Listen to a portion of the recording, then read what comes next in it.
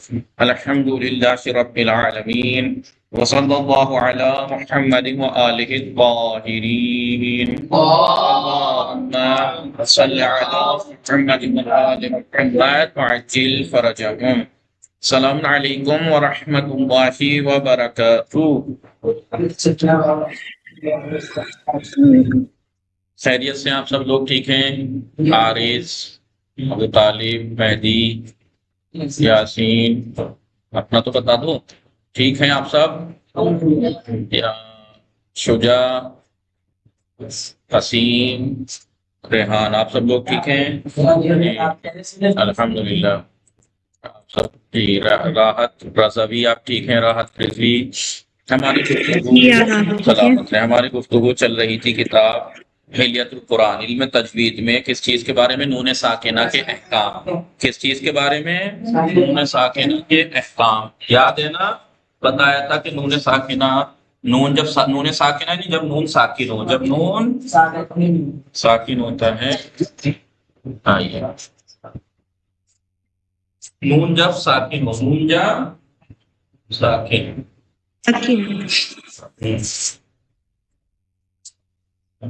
ساکن تو نون ساکنہ کے احکام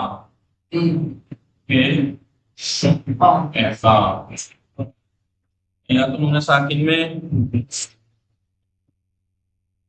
اظہار ہوگا، یا تو نون ساکن کو، ساکن نون کو اس کے مخرج سے ظاہر کر کے پڑھا جائے گا. کیا کر کے پڑھا جائے گا؟ تو اسے کہیں گے اظہار. کیا کہیں گے؟ اظہار.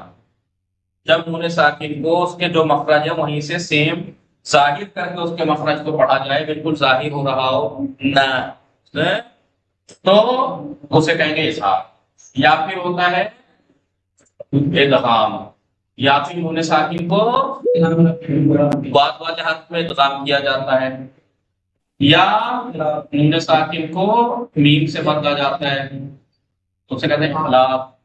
یا پھر اخفاء ہوتا ہے. یعنی اخفاء کا مطلب ہے چھپانا، یعنی نون ساکن کے مخرج کو چھپانا ہونا ہے، ظاہر کر کے نہیں پڑھنا، ناک سے پڑھنا ہے. نہ وہ مثال کے طور پر من شیء، مثلا من شیء، جب شیء، من شیء، من شاء، ٹھیک ہے، من شاء. بتایا تھا کہ اگر نون ساکن کے بعد ویسے لکھوا دیتے ہیں، نون ساکن کے بعد یا رمضان میں سے کوئی آ جائے، نون ساکن کے بعد میں سے حروف حلقی میں سے کوئی آ جائے، حمزہ، ہا، عین،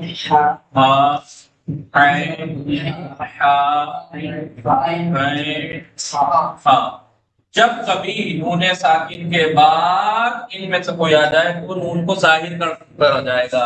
انعمت، ان نون ظاہر ہو رہا ہے، انعمت، انعمت لکھوا چکا تھا، یہ میں پریکٹس کرا رہا ہوں.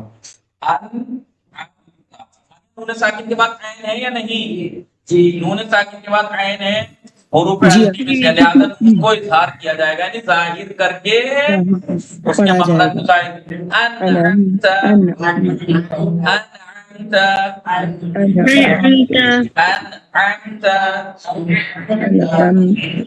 تو نون کے مخرج کو ظاہر کر کے پڑھا جائے. سمجھ میں آیا کہ نہیں؟ جی. اور اگر نون ساکن کے بعد یرملون میں سے کوئی آ جائے، ٹھیک ہے، نون ساکن کے بعد یرملون، آپ جانتے ہیں ادغام دو طرح کا ہوتا ہے، ادغام غنہ، ادغام غنہ. غنہ یعنی ادغام دونوں صورتوں میں ہے، ادغام غنہ والا بھی ہے، ادغام بلا غنہ کے بھی ہے. ٹھیک ہے، ادغام ہے لیکن ادغام کا مطلب یہ کہ ادغام تو کریں گے لیکن پھر بھی ناک سے آواز آئے گی. ادغام غنہ کرنا ہوگا جب نون ساکن کے بعد یمون یہ میم واو ٹھیک ہے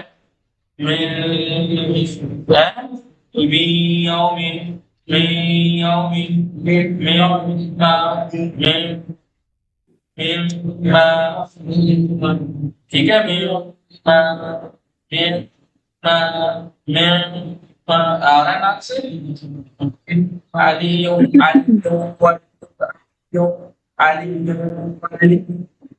ہے نہیں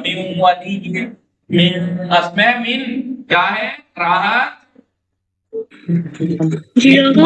ہے یہ کیا ہے نون کے بعد واو ہے یا ادغام کر دیتے ہیں لیکن ادغام کون سا نون بالکل ختم نہیں ہوگا کبھی میم ولین کر دے میم ولین میم وا نہیں میم وا نہیں میم وا میم ولین میم وا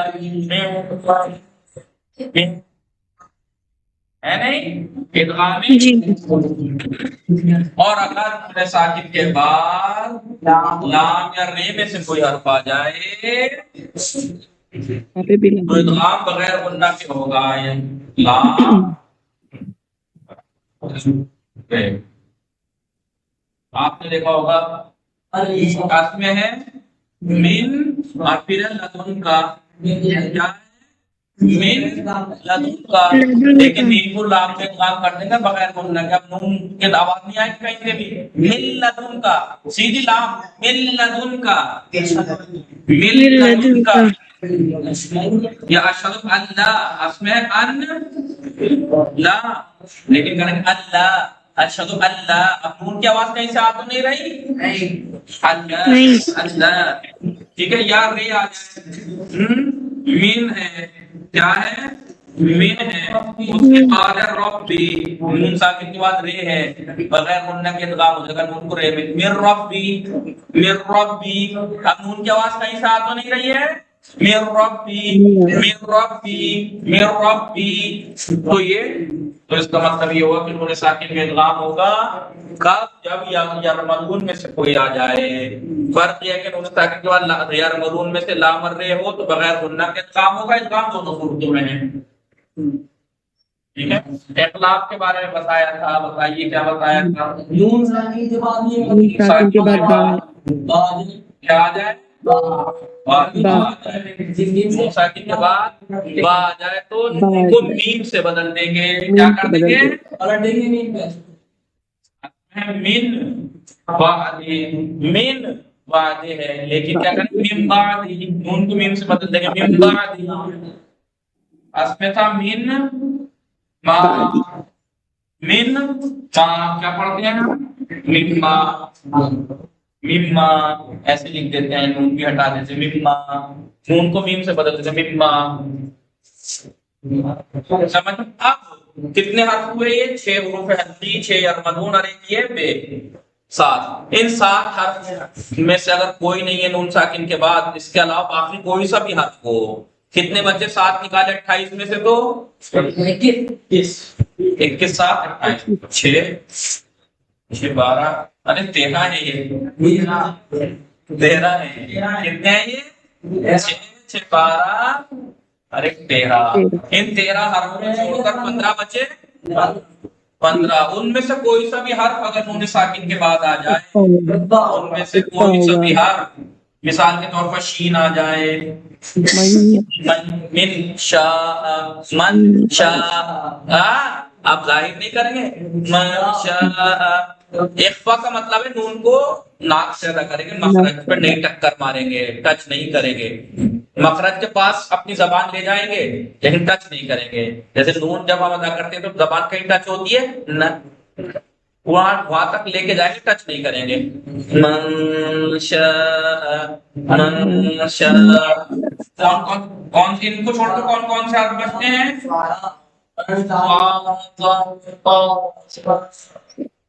یہ سب جتنے بھی حرف ہیں وغیرہ وغیرہ یعنی ان کو چھوڑ کر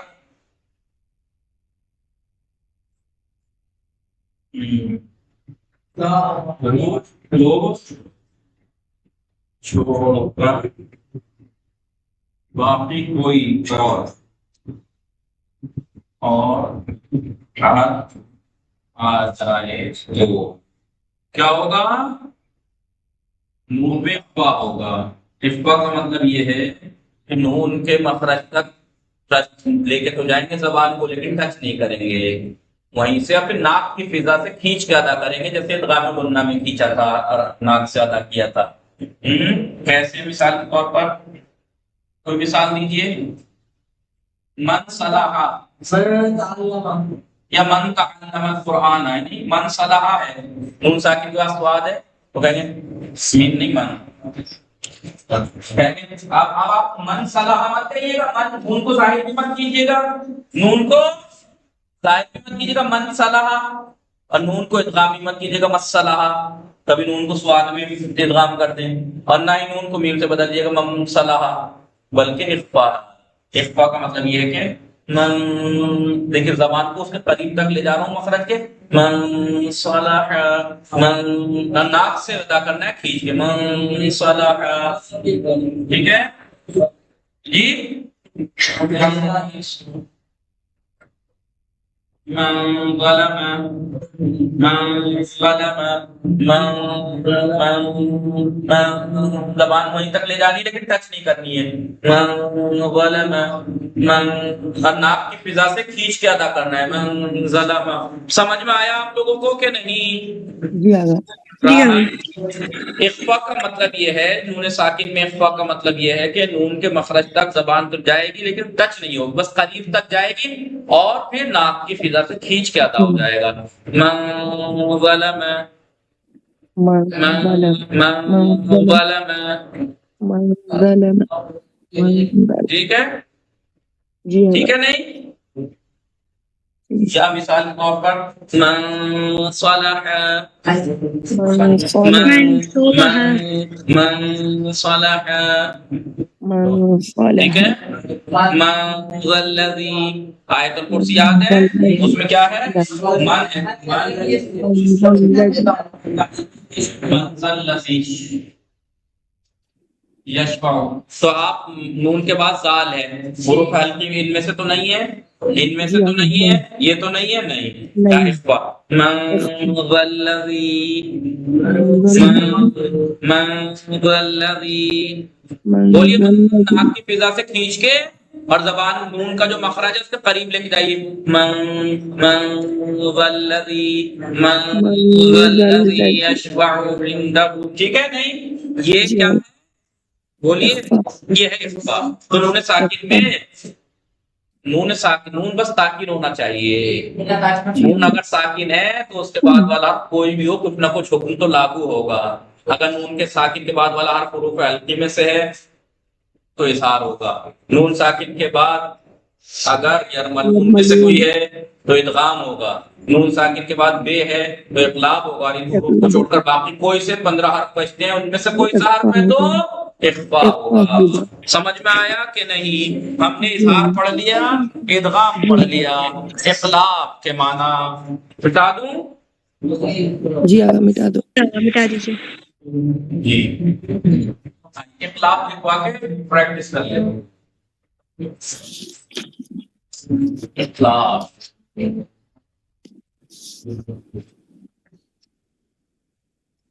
اقلاب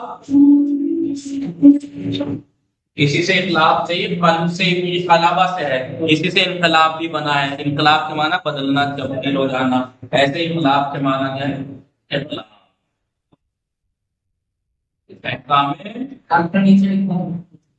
کیوں تمہیں کیسے پڑھا ہوا پڑھ رہی اقلاب. اب بات چل رہی تھی نا نون ساکن کے احکام. ہیڈنگ کیا تھی؟ میں نے بات کی ہے نون ساکنہ اور تنوین کے احکام، وہی ہیڈنگ ڈالنا.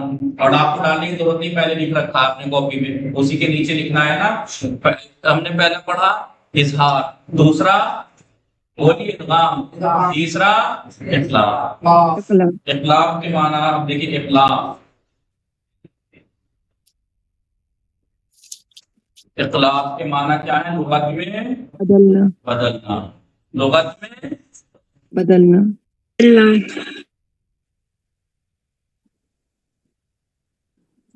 اور علم تجوید میں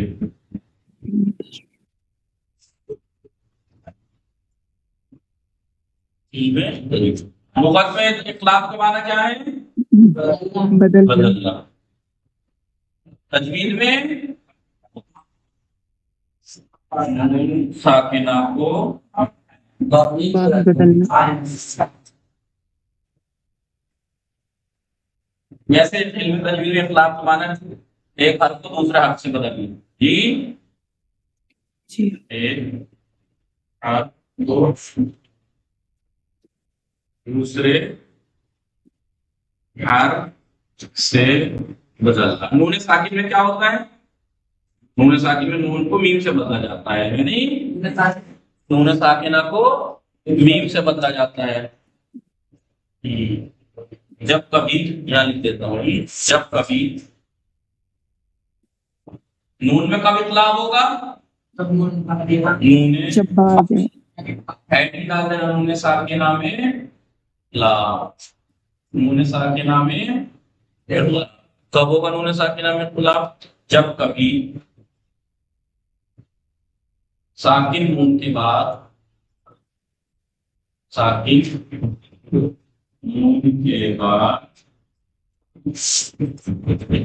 اگر اوپر لائٹ تھوڑی سمجھ نہیں آ رہا ہے.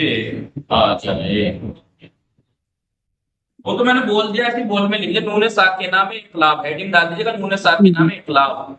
اجی نیچے لکھ لوں جب کبھی نون ساکن نون کے بعد بے آ جائے تو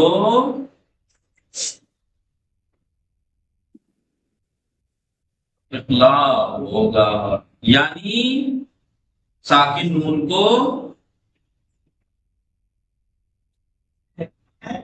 میم سے بدل دیں گے. ایسے بدل دیں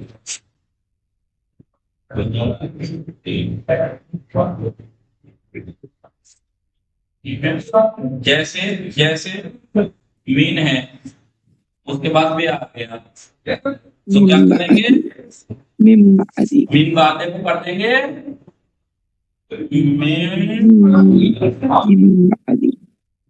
یہاں پہ میم بنا ہوا ملے گا آپ کو قرآن میں جب بھی ملے گا میم بعدی.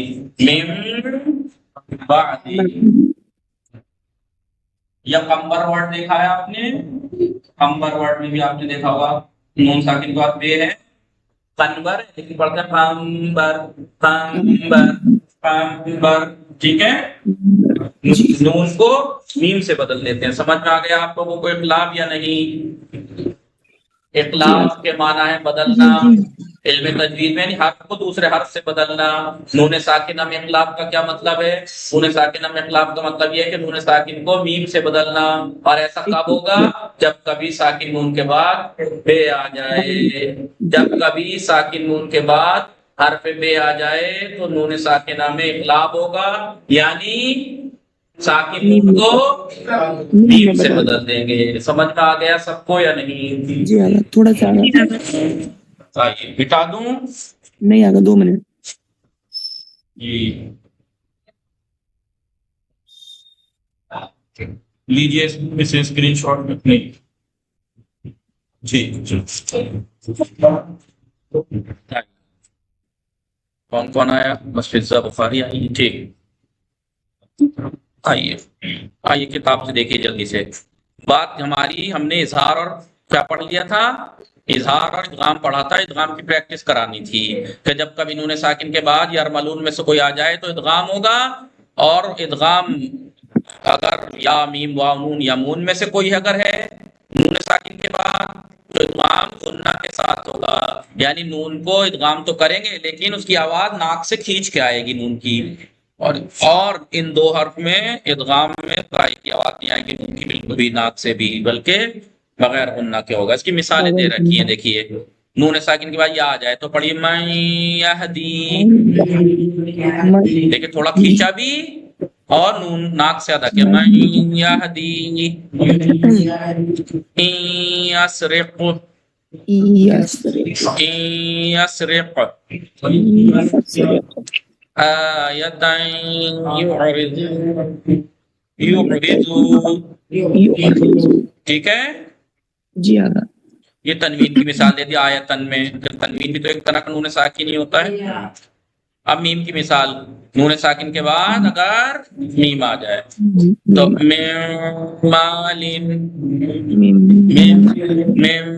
مال ناک سے بھی میم، ومن معه ومن معه قرار مکین. مقيم. آئیے واو کی مثال، نون ساکن کے بعد واو آ جائے تو من وجد، من وجد من وجد. من وجد لیکن نون کو واو میں ادغام تو کیا لیکن غنہ کے ساتھ، من وجد من من ولی من ولی. ابھی تنوین کی مثال یومئذ واجفہ. تو یاد رکھنا یرملون میں جب وہ ادغام غنہ کے ساتھ ہوگا تو ناک سے کھینچنا بھی ہے. جی اگر اب نون کی مثال، نون کے بعد نون، ان نفس نفس ان نحن نحن شیء نکر نکر.